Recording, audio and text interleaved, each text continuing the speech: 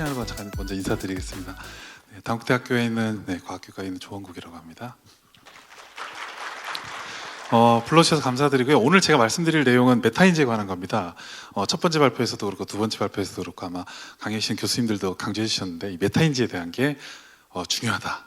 그 왜 중요한지 아마 이미 공감하시겠지만 그 부분들 좀 설명하면서 오늘 아마 세 번째 이 중요한 토론들을 이끌어 나가는데 좀 도움이 됐으면 좋겠습니다. 혹시 영국의 휴먼즈라고 하는 그 드라마를 아시는지 모르겠습니다. 거기 보면 이제 신테틱이라고 하는 휴머노이드에 대한 얘기가 나오고 있고요. 거기 보면 인간의 모든 능력을 가지고 있는 어떻게 보면 더 뛰어난 아니타라는 존재가 등장합니다. 저 존재가 등장하면서 가족 구성원들이 저 아니타를 중심으로 뭉쳐지면서 저 아니타가 했던 역할을 했던 그 인간이 도리어 밀려나가는 그런 상황들을 보여주고 있거든요. 그래서 사람들이 인공지능이 과연 뭘 할 수 없을까요? 이 질문을 저는 하고 있는 걸 보는데 이 질문이 과연 유효한가? 라는 저는 생각을 사실은 해보고 있습니다. 그리고 많은 사람들이 또 얘기하는 것 중에 하나가 커그니티브 오플로딩, 인지적 외주화 문제입니다. 그동안은 사람들이 모두 자기 머릿속에서 모든 것들을 해내서 아까 이인하 교수 말씀하셨던 액션을 위해서 우리가 살아갔는데 이제 그 무언가를 남에게 맡길 수 있게 되는 거죠. 그러니까 복잡한 계산, 예를 들면 아마 다들 주식에 관심 있을지 모르겠는데요.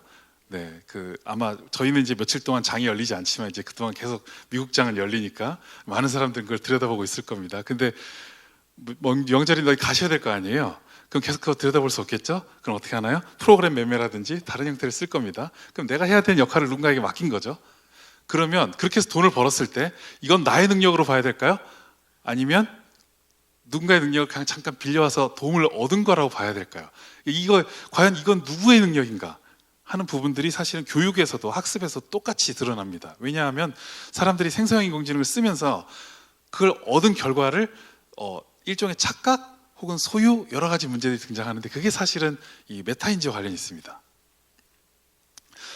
제가 하고 있는 교양 수업 중에 하나가 이런 게 있습니다. 전혀 새로운 것들을 서로 연결해서 하는 일종의 융합적인 사고들을 촉진하는 수업인데요. 내용 보시면 칸딘스키라고 하는 추상주의 예술 작품 아주 대표적인 화가가 있습니다. 이 사람의 작품을 양자역학적 관점에서 설명해봐라. 아마 이런 걸 전혀 해본 사람이 아무도 없을 겁니다. 그렇게 하는 예술가도 없습니다. 철학자도 없습니다. 근데 그 주제를 던지는 거죠. 그럼 학생들이 저렇게 주제를 던져놓으면 스스로 못하니까 아예 제가 AI를 서비스로 열어줬어요. 쓸 수 있게. 그렇게 쭉 나왔거든요. 그러면 저 결과는 누굴 걸까요?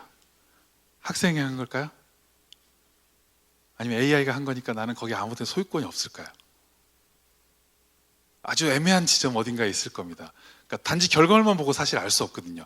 저 과정 속에서 무슨 일을 했는지, 그래서 아까 조용한 교수님 보여주셨던 것처럼 어떠한 상호작용이 있었는지, 혹은 브레인 이미지 같은 것들을 보면서 이 학생들이 정말 무슨 생각을 하면서 들여봤는지 이런 것들을 봐야 될 겁니다. 또 하나의 문제는 hallucination, confabulation이라고 또 좋은 용어를 소개해 주셨는데요. 그럼 인공지능이 정말 완벽하냐의 문제에서 사람들이 의구심을 갖기 시작합니다. 그러니까 못 쓰지. 근데 아까 요시아 벤지가 얘기했던 것처럼 사람도 완벽하지 않은데 왜 얘한테만 이렇게 우리가 하시하게 여기는 걸까요? 이 고민도 똑같이 하잖아요.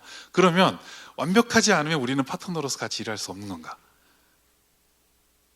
하물며 대학 교수님들조차도 강의 시간에 여러 번 틀립니다. 네. 그럼 과연 우리는 이 AI를 어떻게 바라봐야 되냐 하는 거죠. 저는 이 상황들을 약간 비유로 설명하고 싶은데 아마 요즘에 컬리너리 클래스 우리말로 뭐라고 하죠? 흑백 요리사 보실 텐데 거기 보면 이제 다양한 요리사들이 등장합니다. 근데 사실은 아주 좋은 레스토랑을 차리는데 본인이 꼭 요리사가 될 필요는 없어요. 사실 많은 프랜차이즈들이 그렇잖아요. 대신 요리를 어떻게 흘러가는지, 여기서 마케팅을 어떻게 해야 되는지 그 모든 것들을 일종의 거버닝 할 수 있어야 될 겁니다. 통제할 수 있고 이해할 수 있고 결정할 수 있어야 된다.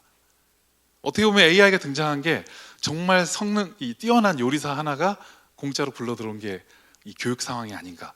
그래서 AI가 할 수 있으니까 우리는 아무것도 안 해도 되나요? 그 질문이 아니라 그럼 우리는 여기서 어떻게 해야 좀 더 효율적으로 그리고 더 많은 것들을 얻어갈 수 있는가? 질문이 이렇게 돼야 된다고 생각이 들고요. 그리고 이 모든 것들을 총괄할 수 있는 더 높은 시각에서 볼 수 있는 능력, 그걸 간단하게 우리는 메타인지라고 부르는 것 같습니다. 그래서 아까 첫 번째, 두 번째 발표가 사실 다 연결되어 있는데요. 그럼 뭐가 도대체 메타인지고 우리는 뭘 해야 될지를 이해하려면 결국 우리는 누구인가를 잘 이해하는 게 매우 중요하다고 저는 생각을 합니다.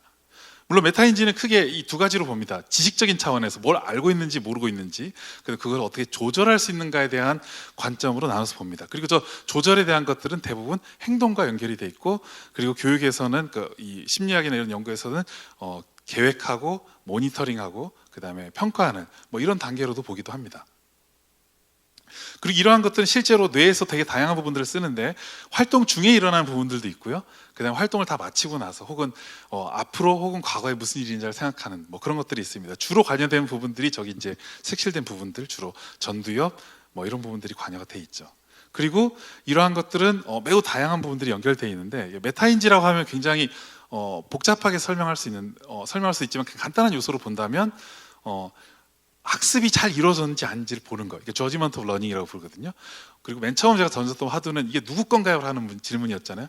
이거를 일종의 feeling of knowing, 이게 누구 거냐 하는 거, 혹은 얼마나 확신할 수 있느냐. 이제 메타인지 얼마나 확신할 수, LLM이 가지고 있는 한계를 지적해 주셨는데 일종의 confidence judgment 뭐 이런 것들을 볼 수가 있습니다. 그런 것들이 실제로 우리 머릿속에는 되게 다양하게 일어나고 있고, 그리고 앞서서 교수님 강연 중에 이제 히포캠퍼스를 얘기해 주셨는데, 이 저장하고 뭔가를 할 때 사실은 인출을 할 때 이게 맞는 기억인지를 되새겨야 되잖아요. 이제 그 일종의 메타 메모리라고 부르는데, 그런 것들이 사실은 벤트로미디얼 프리프론탈 콜텍스라든지 혹은 아까 파라히포캠퍼 콜텍스라고 불렀는데 이게 순서대로 정렬이 되는지 이런 것들을 되게 해야 됩니다. 근데 인공지능 프로세스 상에서는 아직까지는 그런 것까지는 관심을 두지 않았고, 대부분의 이게 얼마나 성능 좋은 것 이런 거기에만 관심이 높기 때문에 뭐 현재로서도 불가능한 건 아니지만 일종의 놓치고 있었던 부분이 아닌가.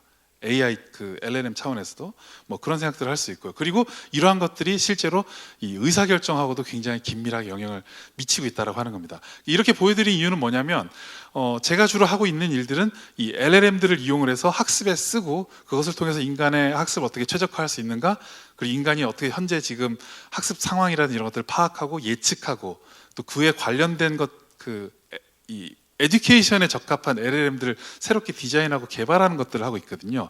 그 과정에서 필요했던 게 뭐냐면, 그럼 인간은 어떻게 생각하지? 그럼 우리가 학생들이 정말 잘 알고 있다는 건 어떻게 알 수 있지? 그러면 학생들의 프로세스를 쫓아갈 수 있어야 되고 이해할 수 있어야 된다. 그래서 사실은 이 신경과학이라든지 이런 것들을 같이 결합해서 이해하고 있는 겁니다. 뭐 이 연구는 그냥 짧게만 언급하고 넘어간다면, 우리가 보통 메타인지가 좋아지면 학습 능력이 좋아질 거라고 생각하는데 그렇지는 않다라고 하는 겁니다. 그러니까 이 연구는 도파민이라고 하는 우리가 보통 학습 보상에 쓰는 이 물질들을 합성할 수 있게 이제 전구 물질로 넣어주고, 그게 높아지면 학습이 얼마나 잘 일어나는지 보는 건데요. 결과적으로 간단하게 말씀드리면 학습은 높아져도 메타인지는 반대로 갈 수도 있다. 그러니까 우리가 인공지능을 통해서 얻을 수 있는 효과가 뭡니까? 그래서 뭘 정말 해야 되나요? 역량을 얘기할 때 메타인지를 강조하긴 하지만, 메타인지가 높아진다고 해서 그게 바로 직접적으로 학습 성과로 이어지진 않는다라고 하는 이제 그런 것들을 설명하는 겁니다. 그리고 현재 제가 하고 있는 것들, 왜냐하면 이게 메타인지와 중요한 관련된 연구들이기 때문에, 그럼 학생들은 뭐라고 생각하는가를 사실은 실제 인간의 수준에서 이해할 수 있어야 되는데, 많은 실제 심리학 연구와 좀 다르게 이 연구는 신경과학이 있는 연구인데요. 우리가 알고 있는 이 어떤 특성 형상에 대한 개념이라고 하는 건 한계가 아니라고 얘기하는 겁니다. 지금 혹시 앉아 계신데 지구가 둥글다고 느끼시는 분 계신가요? 아무도 안 계시죠? 근데 우리가 지구가 둥글다고 하는 사실을 알고 있죠. 근데 시험에 맞닥뜨립니다. 누군가 물어볼 때 어떻게 하죠? 지구가 둥글다고 체크를 하겠죠. 근데 사실 머릿속에 두 가지 생각이 다 있는 거예요. 평평한 지구, 둥근 지구. 그러면 누가 똑똑하고 혹은 누가 전문가냐, 이걸 눌러야 될 걸 제대로 누를 수 있는 거죠. 상황에 따라 이걸 끄집어내고 이건 눌러놓고, 이제 그런 것들에 대한 아이디어인데요.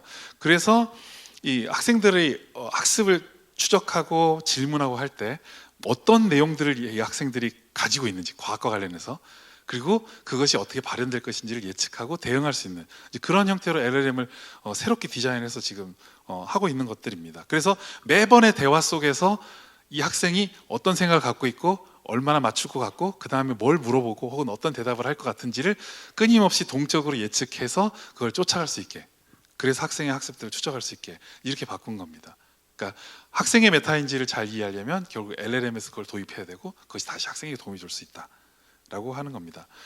이게 아까 보여드렸던 그 과제에 대한 일부분이었는데요. 결과만 말씀드리면요, 메타인지가 나아질 수도 있겠지만 그것은 매우 유동적이고 상황에 따라 의존적이다. 그러니까 아주 잘하는 것 같지만 갑자기 하이 프레셔가 오면요 사람이 능력이 줄어들거든요. 그러니까 그런 다양한 것들이 있기 때문에 이걸 단순히 기계적인 통계적 방식으로 접근할 수 없다라고 하는 것들을 말씀드리고 싶고요. 그리고 무엇보다 중요한 것은 우리 스스로 얼마나 잘 이해하는가, 그리고 그것을 돕는 것으로서 AI를 판단해야 되지 않을까라는 말씀을 드리면서 제가 준비한 이 강연을 마치도록 하겠습니다. 감사합니다.